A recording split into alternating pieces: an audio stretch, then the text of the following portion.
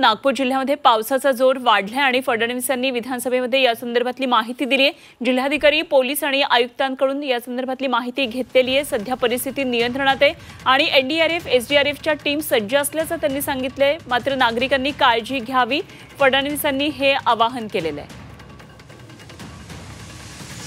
मोठ्या प्रमाणात पुराची परिस्थिती निर्माण झाली आहे। तथापि ज्या ठिकाणी एसटीच्या बसेस अडकलेल्या होत्या तिथल्या पॅसेंजर्सला काढून तिथल्या नजीकच्या शाळेमध्ये त्यांना रात्री ठेवलं, त्यांची सगळी व्यवस्था केली। आता त्यांना पाठवण्याची व्यवस्था केलेली आहे। गडचिरोलीपासून नागपूरकडे वाया आरमोरी जो रस्ता आहे तो रस्ता बंद आहे, जो रेग्युलर रस्ता आहे तो अजून सुरू आहे।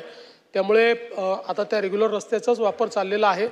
गोसीखुर्दचं पाणी सोडलं त्यावेळी आपण ते पाणी जिथपर्यंत जाऊ शकतं गडचिरोलीपर्यंत सगळ्यांना अलर्ट दिलेला आहे, त्यानुसार त्याची कारवाई चाललेली आहे। नागपूर शहरातही सखल भागामध्ये खूप मोठ्या प्रमाणात पाणी गेलेलं आहे, त्याच्यामुळे तिथेही काही रेस्क्यू ऑपरेशन आपल्याला करावं लागलेलं आहे। एक माणूस आतापर्यंत वाहून गेल्याची पूर्ण या सगळ्याच्यात आपल्याला इन्फॉर्मेशन मिळाली आहे। एसडीआरएफ आणि एनडीआरएफ दोघांनाही स्टँड बाय ठेवलेलं आहे आणि आत्ताच्या परिस्थितीमध्ये कंट्रोल डिस्चार्ज असल्यामुळे अजून तरी खूप भीषण परिस्थिती तयार झाली नाही, पण आजही ऑरेंज अलर्ट आहे, त्याच्यामुळे आज त्या ऑरेंज अलर्टमुळे परिस्थिती बिघडू शकते। त्यानुसार एनडीआरएफ आणि एसडीआरएफला आता तयार ठेवलेलं आहे।